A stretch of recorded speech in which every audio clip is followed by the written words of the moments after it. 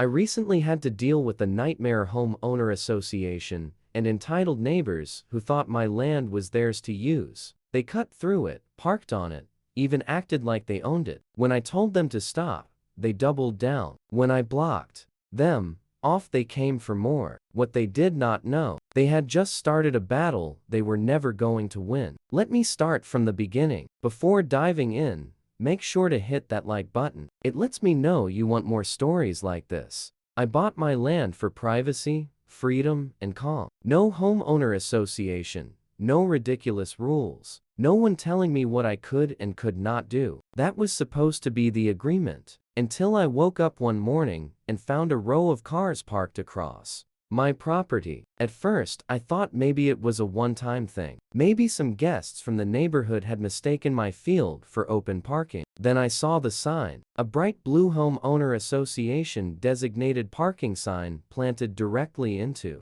my land. I stared at it for a long second, trying to process what the heck I was looking at. It was not just near the edge of my property, it was placed right in the middle of my front field, and next to it, more cars, SUVs, sedans, even a golf cart parked. Like this was a country resort. I took a deep breath, walked over to the sign, and yanked it out of the ground. Then I knocked on a car window. The woman inside, middle-aged, dripping in homeowner association arrogance, lowered her sunglasses before rolling it down. "Excuse me," she said, bothered, like I had interrupted her. I gestured at the land around us. "This is my property." She blinked. "Oh no, this is homeowner association overflow parking." I clenched my jaw. "No," I said, my voice steady. "This is my land." The woman frowned, looking genuinely annoyed. "Well, I was told homeowners could park here if the clubhouse lot was full." I forced a smile. "Told by who?" She shrugged. "The homeowner association." Now, I was not just irritated. I was angry. I started walking my property, trying to assess the damage. And that is when I realized it was not just parking. People were cutting through my land like it was a public road. There was a worn dirt trail where cars had been driving across my fields. Joggers were using my private pathways. And then I saw something that sent my blood boiling. A family was having a picnic on my land. They had unfolded chairs, a full picnic basket, a cooler. Like this was some kind of public park. I stormed over, keeping my temper in check. "Hey," I called out, "you realize you are trespassing, right?" A man wearing a homeowner association branded polo looked up from his sandwich. "Oh," he said, like I had just told him. The sky was blue. I crossed my arms. "This is not public property," he sighed, clearly bothered. "Well, technically, this land has been used by the community for years." I narrowed my eyes. "Used?" "Yes," he said,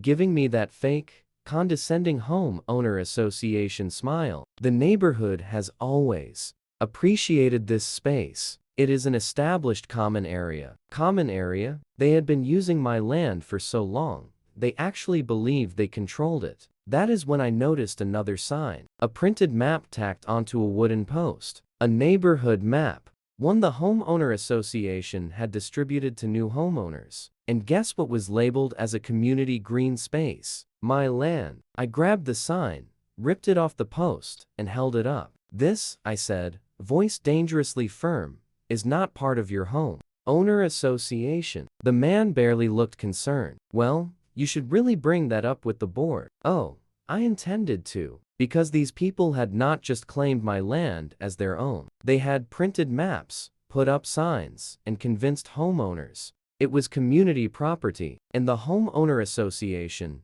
they had never even asked for authorization. That was about to change. Because this was just the beginning. I did not waste time. The moment I saw my land labeled as community green space on an official-looking homeowner association map, I knew exactly where I needed to go. Straight to Karen. I did not bother with a phone call. I wanted to see the look on her face when I slapped that sign down on her desk. The homeowner association office was located in the community clubhouse, a modern oversized building that looked like it had been designed to remove the fun of any gathering. I walked inside past a few bored-looking homeowner association board members and straight up to the front desk. The receptionist barely looked up. "I need to speak with Karen," I said. She sighed, chewing her gum slowly before lazily nodding toward a glass-walled office. I glanced over. There she was, Karen, Queen of the Homeowner Association,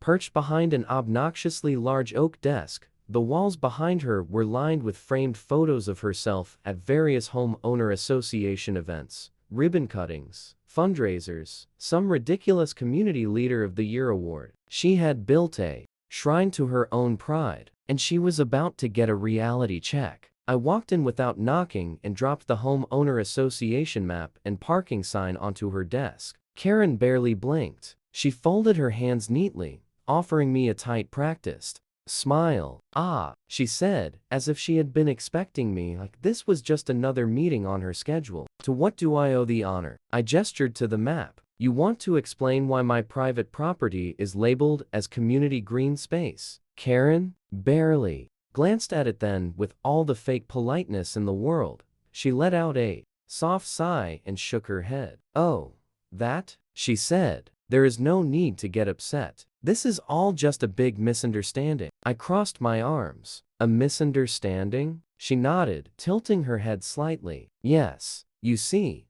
Ridge Estates has always used that land for leisure purposes. It has been an informal community space for years." The homeowners simply assumed I cut her off. "Assumed?" I repeated, voice sharp. "Karen, let me be clear. That is my land. It is not part of the homeowner association. It never has been. Your assumptions do not mean a single thing." Karen's smile did not even falter. "Well," she said, voice sweet as venom, "technically that is questionable." I clenched my jaw. "Questionable." She reached into her desk drawer and pulled out a thick binder, flipping through color-coded tabs before stopping on a page. "Yes," she said smoothly, there is something called acquired easement. It applies when a property has been used by the public for an extended period of time. Since the homeowner association has maintained and utilized access to that land for years, the board has the right to request an easement assessment." I stared at her. She had come prepared with legal jargon and nonsense loopholes, hoping I would either get scared or confused. Unfortunately for her, I was not ignorant. I leaned forward,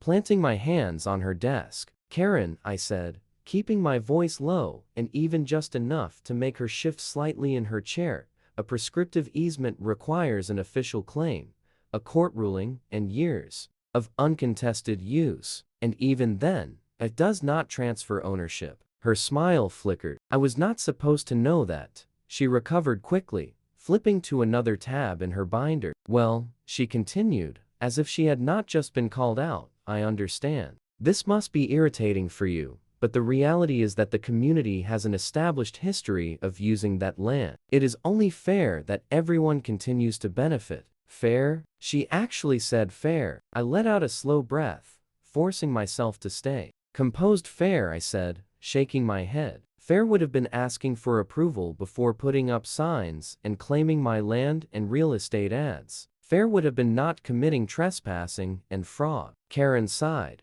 as if I was being unreasonable. "Look," she said, voice dipped in mockery, "this does not have to be a fight. If you are open to negotiation, I am sure the board would be willing to discuss payment for shared community access." Payment? She was actually suggesting I rent out my own land to a homeowner association I did not belong to. I laughed a slow, cold laugh. Karen's smile faltered again. "Oh, Karen," I said, shaking my head, "you really do not understand, do you?" She straightened in her seat, expression tightening. "There is no need to be stubborn," she said, dropping the fake kindness. "Oh, I'm not being stubborn," I said, standing up. "I am shutting this down." I turned to leave, and that is when she played her next card. "You should know," she said, voice cool and steady. "The board has already approved an assessment of your property for community use. If you refuse to comply, we may have no choice but to take legal steps." I turned back and there it was,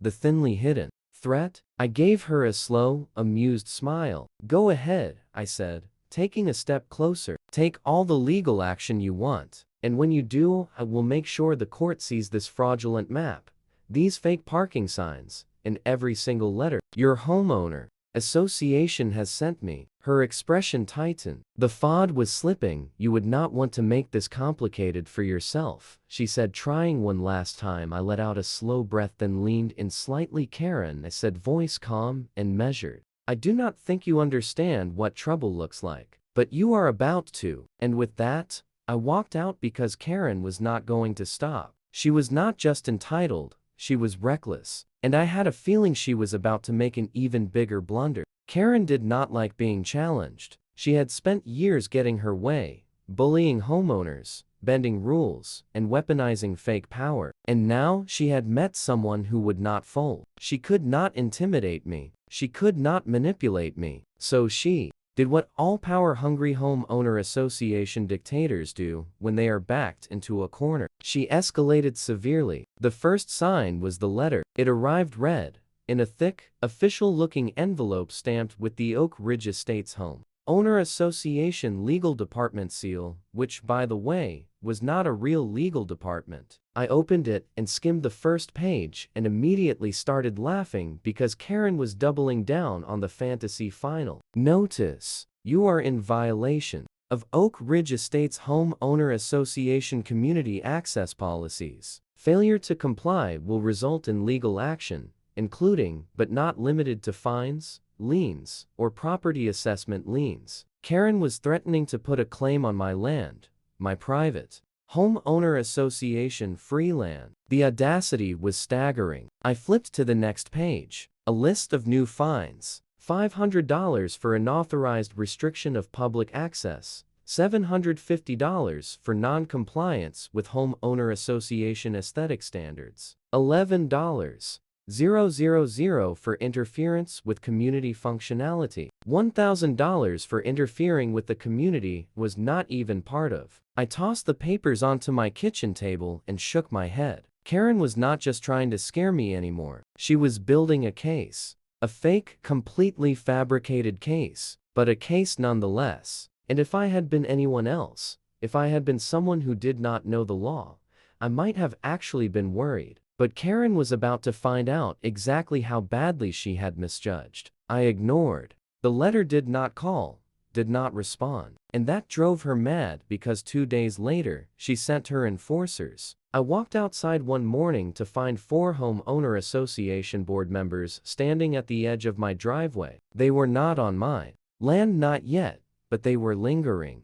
waiting, watching. I leaned against my truck, sipping my coffee. Morning, I said, keeping my voice calm. Something I can help you with? The tallest one, some guy in khakis and a golf visor, cleared his throat. We are here on behalf of Oak Ridge Estates to discuss the ongoing violations regarding community access. I sighed. Let me stop you right there, I said, holding up a hand. I am not in your homeowner association. You do not have control over my land. We are done here. Karen's number 2, woman with a clipboard and an attitude, took a step forward. That is where you are mistaken, she said, smiling like she was explaining basic math to a child. The homeowner association has a long-established right to this land. The board has voted unanimously to assess your property for shared community usage. I raised an eyebrow. Assess my property? She nodded. Yes. Since you have made it clear that you do not wish to cooperate,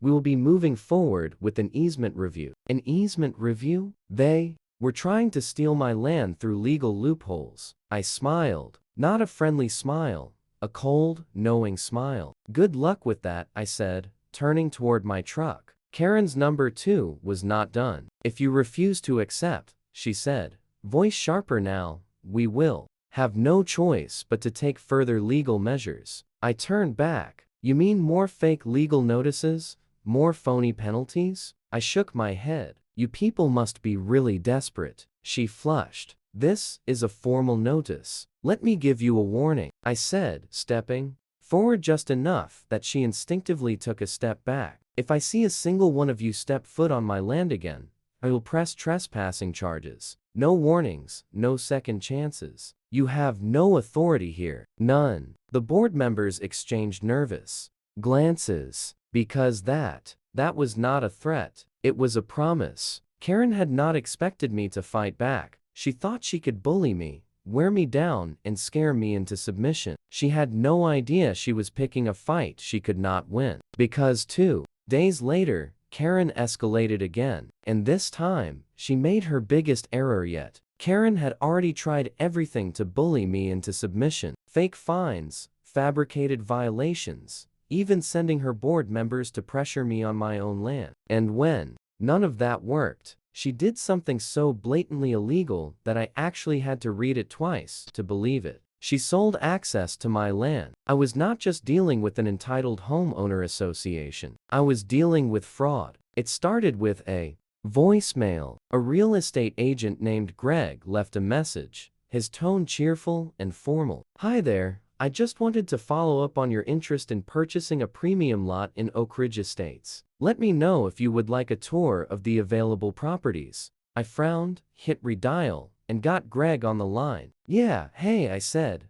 "I think there has been a mistake. You left me a message about a property in Oak Ridge Estates." "Oh, yes," Greg sounded thrilled. "Are you interested in purchasing a premium lot? We still have a few with exclusive community features." I rubbed my temples. "I already own land here." Greg paused. "You do?" "Yes." I took a deep breath. "And last I checked, my land is not for sale." Greg let out a nervous laugh. "Well, sir, I'm not sure what you mean." The homeowner association listed several lots as part of their expanded recreational space, all with deeded homeowner privileges. I sat up straight. "Deed rights." I clenched my jaw. "Greg, where exactly is this expanded recreational space located?" Greg hesitated.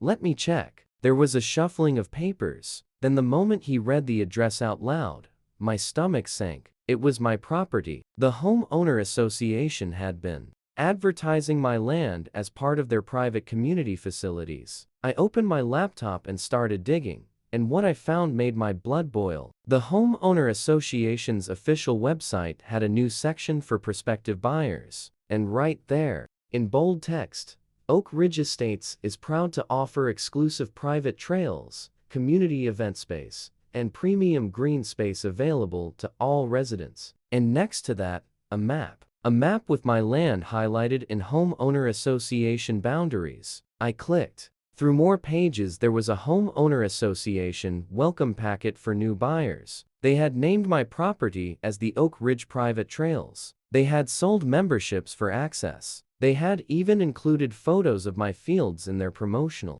brochures. I was not just dealing with trespassers. I was not just dealing with entitlement. I was dealing with straight-up fraud. Karen had not just lied to me, she had benefited off my land. She had convinced dozens of new homeowners that they had access to my property as part of their homeowner association fees. And I had the proof to destroy everything. But before I could even call a lawyer, Karen made her biggest error yet, because the next day stepped outside to find workers on my land. And they were not just passing through, they were modifying it. One of them was on a riding mower, cutting the grass. Another was setting up a wooden marker. The sign, "Welcome to Oak Ridge Private Trails. Homeowner Association members only." I was done. This was not just an abuse of power. This was illegal. And now Karen was about to lose everything. Karen had pushed her luck too far. She had not just trespassed. She had not just harassed me with fake legal threats. She had illegally sold access to